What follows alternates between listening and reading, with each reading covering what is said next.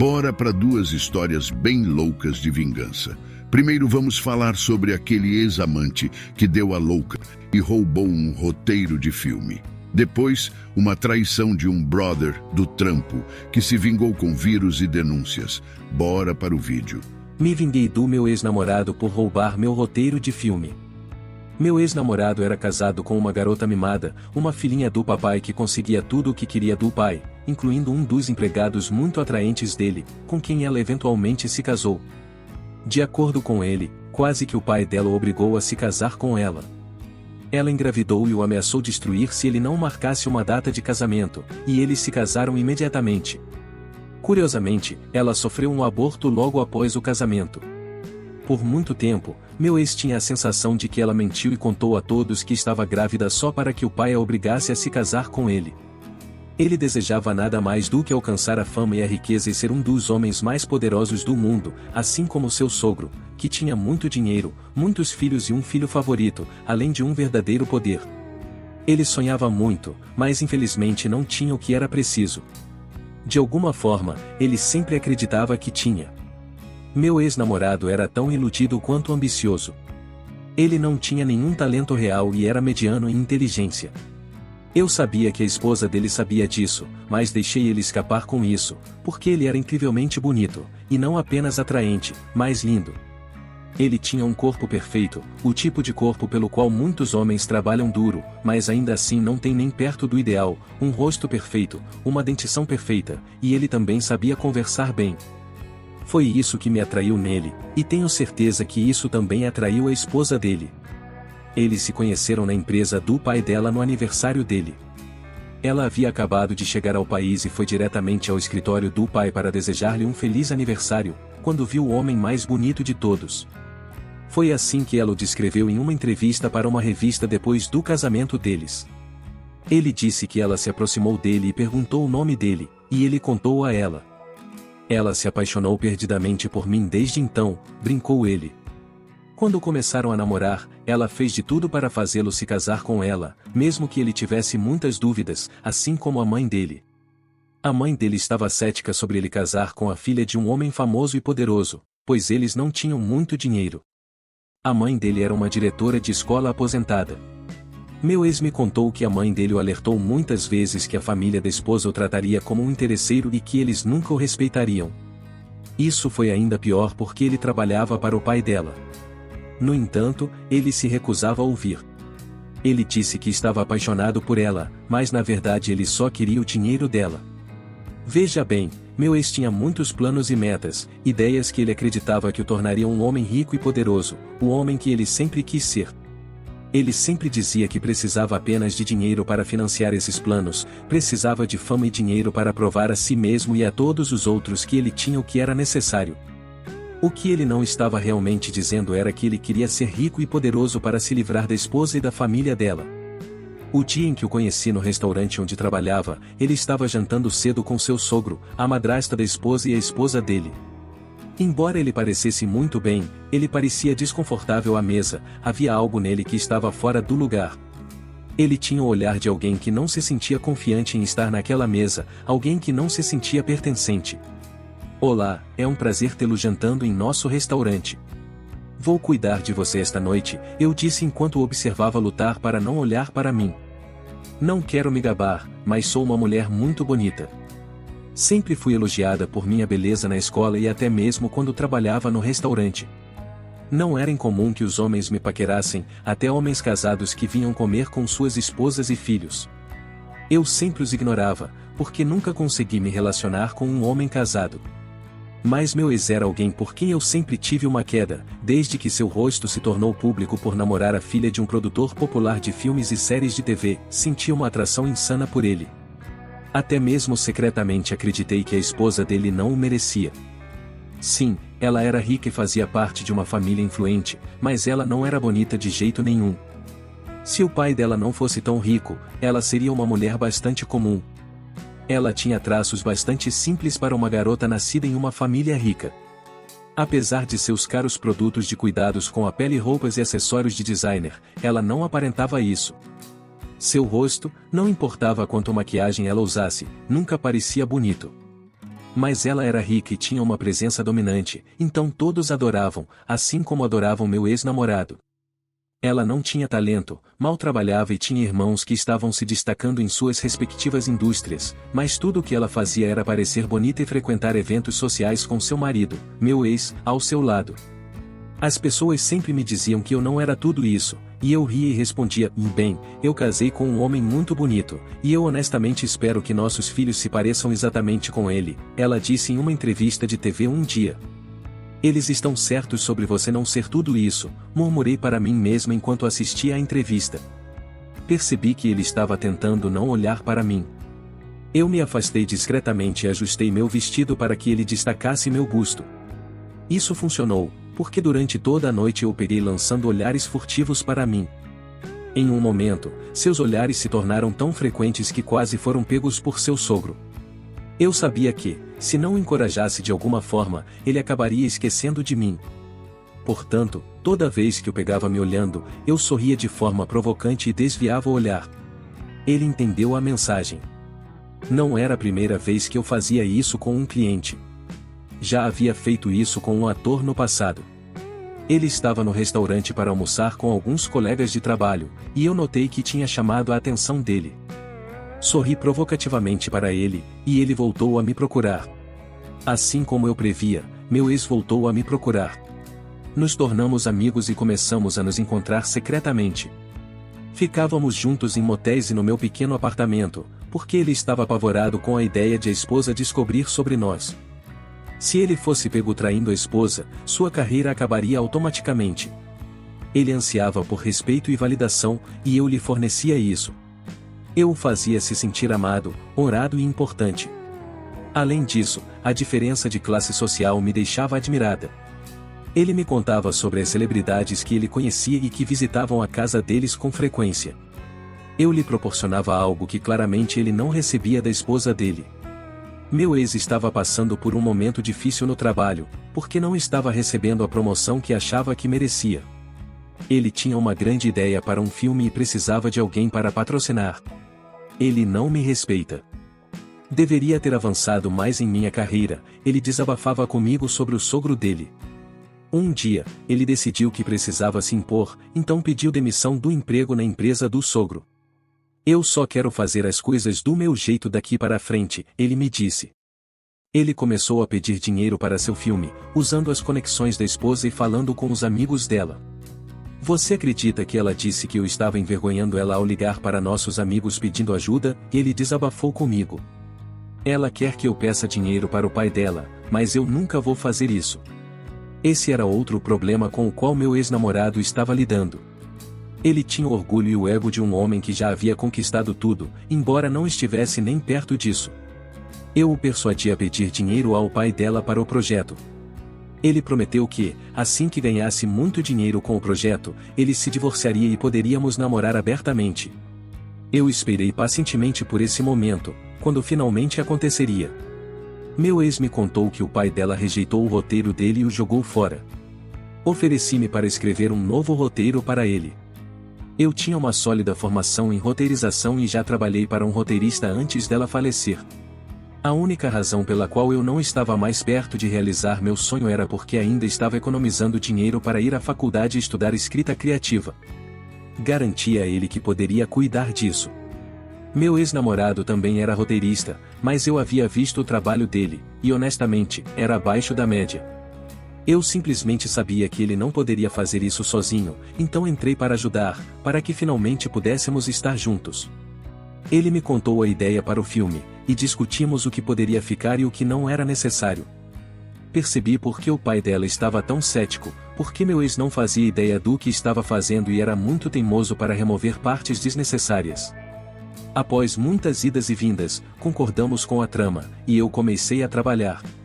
Passei um mês inteiro escrevendo o roteiro e trabalhando em diferentes turnos todos os dias no trabalho.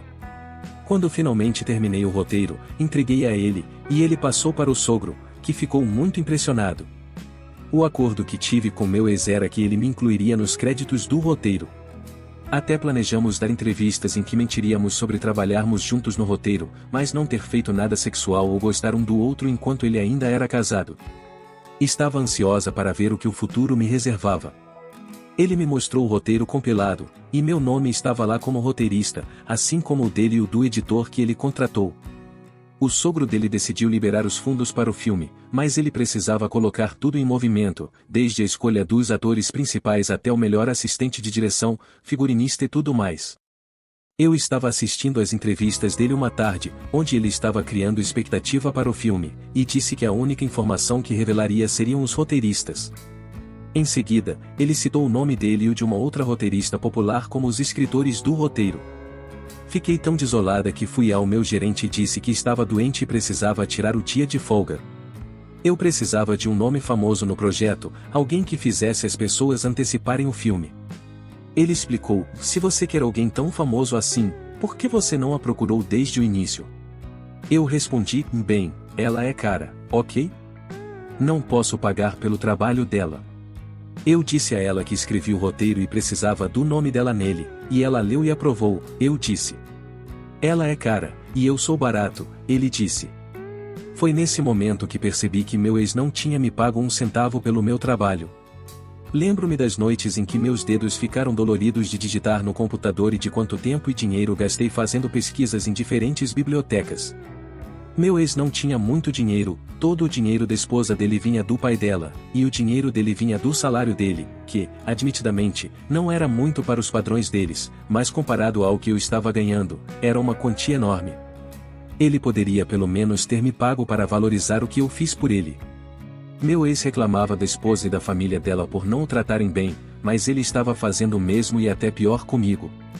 Como eu era apenas uma escritora fantasma no projeto, pedi a eles para me pagarem. Pagar você? Ele olhou para mim com raiva. Sim, é só justo, eu respondi. Eu sempre desconfiei que você estava atrás do meu dinheiro e só queria me usar, ele disse com uma voz que nem parecia dele. Até hoje, fico muito irritada só de pensar ou falar sobre essa declaração.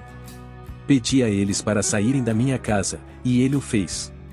Eu estava com raiva dele, mas em algum canto da minha mente, eu esperava que ele se desculpasse e resolvêssemos as coisas.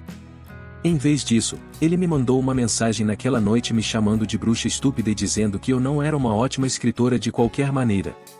Isso me deixou furiosa. Decidi armar algo.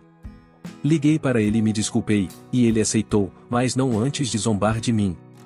Retomamos nosso relacionamento, e enquanto ele continuava a coletar materiais para seu grande projeto, eu coletava materiais para minha vingança. Tirei fotos de nós nus juntos e o fotografei cochilando no meu quarto. Um dia, depois que ele saiu da minha casa, eu imprimi todas as provas e as enviei para o escritório da esposa dele. Ela ficou devastada, como eu previa. Uma mulher do status dela certamente se sentiria mais ofendida por um homem que não estava nem perto de seu nível social fazendo algo assim. Deixei minhas informações de contato no arquivo, e ela me ligou. Eu não sei como, mas quando vi o número desconhecido, soube imediatamente que era ela. Ela desabafou comigo, dizendo muitas coisas que não consigo me lembrar, porque eram muito dolorosas. Mas a única frase que se destacou para mim foi: vocês dois merecem um ao outro. Estou deixando ele para você. Eu não me importava se ela o deixava ou não. O que eu realmente queria era que o sogro dele cancelasse o projeto, e foi o que aconteceu. Ela o aceitou de volta, de acordo com os tabloides, mas não demorou muito para que ela pedisse o divórcio alegando diferenças irreconciliáveis. Conhecendo a família deles, provavelmente pagaram a ele para ficar quieto. Ainda me preocupo que meu ex possa me encontrar e se vingar, mas já se passaram anos e eu não o vi nem ouvi falar dele desde então. Sempre tive medo de contar essa história, porque as pessoas podem me culpar por ser amante voluntária, mas eu realmente acreditava que estava salvando-o de uma família que não o respeitava. Eu queria ajudá-lo a se elevar e mostrar a ele o amor e o respeito que ele dizia não receber da esposa e da família dela. Infelizmente, o problema nunca foi que a esposa dele ou a família dela não o respeitavam. Ele tinha grandes esperanças para o relacionamento deles. Alguém mais concorda que essa história apenas reforça o fato de que você não deve se envolver com alguém que está em um relacionamento comprometido, independentemente de estar casado? Moralmente, parece distorcido, e no geral, acho que há muitas chances de que dê terrivelmente errado. Cansado de ficar na seca e de sempre ser quem toma a iniciativa nas conversas com as garotas, o segredo para mudar isso está a um clique de distância. Antes de prosseguir com o vídeo, descubra o link especial que preparamos para você no primeiro comentário fixado. Prepare-se para uma revolução na sua vida social. Segunda história. Ao apresentar ideias, é importante ocultar informações importantes, pelo menos até que o contrato seja concedido. Isso me ajudou a me vingar de um investidor duvidoso que queria me cortar de um acordo potencialmente transformador de vida. Fazer um grande impacto na vida e ganhar muito dinheiro é o sonho de todo jovem, especialmente depois de concluir sua graduação. Essa era a minha vida após minha graduação em arquitetura. Sempre fui a favor de estabelecer novos padrões e extrair o melhor de mim mesmo e dos outros. Foi por isso que decidi investir em autodesenvolvimento e entender o escopo do mundo imobiliário. Conseguir bons projetos requer ter um bom portfólio, e isso não pode ser feito sem dinheiro suficiente, algo que eu não tinha depois da minha primeira graduação. Por isso, recorri a banqueiros de investimento para financiar meus projetos e, por sua vez, nos ajudar a ganhar mais dinheiro. O mundo imobiliário é cheio de concorrentes com alto capital e bons financiamentos. Eu estava entrando com ideias e pouco financiamento. Sabia o que precisava fazer quando comecei. Enviei propostas para muitas empresas, apresentando diferentes ideias com base em sua área de interesse e projetos recentes. Consegui encontrar alguns investidores que se interessaram pelas ideias, mas muitos deles não me viam como um candidato confiável para o trabalho, e assim fui desapontado mais do que algumas vezes. Não me deixei desanimar, apenas busquei aprender tudo o que podia durante esse período. Não foi até o ápice, quando tudo estava prestes a acontecer, que conheci o Sr. Andrews, um investidor que viu a beleza e a infraestrutura do que estava fazendo. Fui para uma entrevista para defender alguns dos meus trabalhos, e ele acabou descobrindo meu trabalho durante uma reunião com seu amigo que era membro do conselho responsável por me entrevistar. Ele marcou uma reunião alguns dias depois comigo para discutir opções de crescimento para o negócio e obtenção de financiamento adequado. Tivemos a reunião durante o almoço, e ele parecia muito interessado. Bem, quem não estaria interessado em um acordo potencialmente lucrativo? Ele viu a beleza do trabalho e decidiu colaborar comigo. Esse acordo me fez hesitar um pouco, mas mantive a calma e prometi analisá-lo e dar uma resposta. Após muita consideração e consultas à minha equipe administrativa e jurídica, decidimos que, uma vez que ele forneceria o financiamento em vez de incorporá-lo à sua empresa, ele compraria 50% de cada acordo, mantendo minha empresa autônoma e autossuficiente. O Sr. Andrews não gostou muito dessa ideia, mas encontramos uma maneira de trabalhar juntos, colocando-nos sob o guarda-chuva de sua empresa. Isso era apenas o começo do que eu poderia chamar de uma experiência agridoce que estava prestes a começar. Nos primeiros meses, tudo estava como um sonho. Estávamos trabalhando ativamente, mantendo contato com clientes em potencial e planejando projetos. Tínhamos projetos menores em andamento e instalamos os sistemas de segurança mais recentes em cada apartamento de cada edifício. Nosso objetivo era garantir a segurança e tranquilidade para nossos clientes. Trabalhar com o Sr. Andrews nos deu vantagem, pois pudemos desenvolver nosso software para lidar com qualquer violação e tínhamos fundos para pesquisar e projetar mais edifícios. Era como se eu finalmente tivesse realizado meu sonho de independência. Minha equipe tinha recursos suficientes para trabalhar, e havia dinheiro para pagar a todos. Era como um sonho que se tornava realidade. Enviamos mais propostas e os projetos começaram a chegar, graças à ajuda do Sr. Andrews. Conseguimos financiamento de bancos de investimento para iniciar muitos projetos que nos dariam boas chances de obter lucros, já que eram compartilhados com base na porcentagem acordada. Eu já estava prevendo o quanto essa parceria poderia progredir quando a primeira tragédia ocorreu. O Sr. Andrews nunca pareceu ser alguém que se envolveria em assuntos mesquinhos ou estaria disposto a explorar seus parceiros. No entanto, começou a interferir nas operações. No início, ele estava contratando pessoas e as enviando para nós. Começou com favores, empregando pessoas para ajudar em projetos pessoais, fora do registro, usando nosso software. Parecia estranho, pois concordamos em não incluir trabalhos pessoais no negócio, mas ignorei isso e considerei algo que poderia fazer por um amigo. Antes de completarmos um grande projeto, o Sr. Andrews trouxe um novo funcionário, alegando que ele era seu candidato para se juntar à equipe. Isso me pegou de surpresa, pois eu estava liderando a equipe de software e arquitetura, e não pedi um novo membro para a equipe, nem estávamos com falta de pessoal.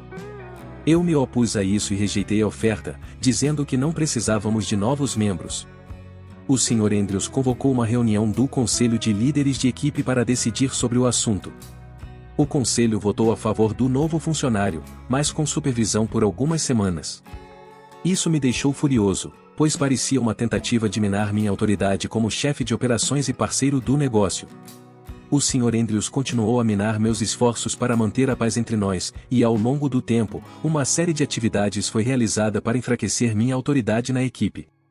O funcionário do software que o Sr. Andrews nos impôs se recusou a realizar uma tarefa sem a permissão dele, e até mesmo insinuou que precisaria da aprovação para qualquer tarefa. Isso me deixou enfurecido, pois ele estava me olhando com desdém e falando comigo dessa maneira. Eu o repreendi e disse a ele para cumprir a tarefa ou sair do escritório com seus pertences. Também confrontei o Sr. Andrews e o avisei para parar de se intrometer nos assuntos da minha equipe. Percebi que toda essa ação tinha um objetivo, mas não estava claro o que exatamente era. Eu tentei amenizar o impacto que isso teria na empresa, mas não esperava ser removido do meu projeto. O Sr. Andrews estava planejando me tirar dos projetos e assumir a empresa, usando o pretexto de rebranding e criando uma nova empresa. Ele estava determinado a me tirar do negócio. Nos 4 meses seguintes, ocorreram eventos irritantes, mas eu achava que era apenas um homem tentando afirmar sua autoridade sobre todos ao seu redor, até que recebi uma notificação de rescisão de contrato bem no momento em que estava prestes a garantir um contrato significativo. O Sr. Andrews me informou que eles não poderiam mais patrocinar nossos projetos nem fornecer empréstimos. Isso me causou muitos problemas, pois indicava que as coisas iam ficar difíceis. Descobri que o Sr. Andrews havia iniciado uma nova empresa imobiliária e já estava fazendo lances em contratos que estávamos perseguindo enquanto trabalhávamos juntos. Ele estava tentando roubar meus clientes e membros da equipe. Isso era demais para mim, e decidi que precisava me vingar e salvar minha empresa. Eu comecei meu contra-ataque instalando malware no software instalado em sua rede de segurança, fazendo com que os sistemas de segurança instalados para cada cliente falhassem em momentos diferentes. Eu conhecia o funcionamento disso e avisei todos os clientes que permaneceram conosco sobre nossos planos de revisar o software e atualizar seus sistemas de segurança. Infelizmente, o Sr. Andrews manteve o software e isso afetou todos os seus clientes. Aproveitei essa oportunidade para abordar meus antigos clientes e os novos clientes dele com uma solução para o problema. E funcionou. Consegui recuperar muitos dos meus clientes e meu negócio voltou aos trilhos. Com fundos assegurados de bancos e pagamentos de nossos novos clientes, assim que eu soube que minha empresa estava de volta nos trilhos, era a hora da vingança. Eu não sabia o que poderia fazer para prejudicar o Sr. Andrews por tudo o que ele havia feito, mas tinha certeza de que algo viria à tona. Comecei a investigar a fundo sobre ele, desde impostos até contas offshore, histórico de viagens, histórico médico, histórico criminal e até vida familiar. Por fora, esse homem parecia limpo, mas tinha certeza de que era bom demais para ser verdade. Continuei investigando. Na época em que instalaram um software no laptop do Sr. Andrews, dei início à minha vingança. Isso me deu um começo perfeito, que era fazê-lo parecer negligente em suas responsabilidades. Acessei seus e-mails e horários pessoais, descobrindo que ele tinha uma apresentação importante para defender um projeto. Consegui deletar a apresentação original e substituí-la por simples desenhos. Não me importava se ele perdesse o contrato. Imagino a decepção dos investidores quando a apresentação não correspondia às expectativas. Depois disso, soube que o Sr. Andrews havia demitido sua secretária. Ela foi apenas dano colateral na minha busca por vingança. Decidimos prosseguir com nosso plano, enviando uma mensagem anônima para a FinCEN, um órgão do Departamento do Tesouro dos Estados Unidos, informando sobre um caso de evasão fiscal por parte do Sr. Andrews e sua empresa. Isso resultou na investigação da empresa e na auditoria das contas. Enquanto os auditores federais estavam prestes a chegar, a diretoria contratou auditores externos para verificar os livros contábeis e garantir que não houvesse provas de crimes. Durante essa auditoria, realizamos nosso último ataque, transferindo dinheiro através de sua conta para a mesma conta offshore que ele usava para roubar da empresa. A diretoria não teve escolha a não ser dispensar o Sr. Andrews de suas funções na empresa, já que era evidente que ele era culpado. A empresa não conseguiu escapar totalmente das consequências da evasão fiscal. A diretoria foi multada em $2 milhões e obrigada a pagar todos os valores devidos. Não conseguiram encontrar todas as brechas, e talvez alguns funcionários tenham sido subornados para mitigar o dano à empresa. Ainda assim, os pagamentos foram feitos e novos funcionários foram colocados sob supervisão governamental por um tempo, deixando a empresa vulnerável. Quanto ao Sr. Andrews, ele perdeu o emprego, e como uma pessoa influente, isso não poderia ser mantido em segredo.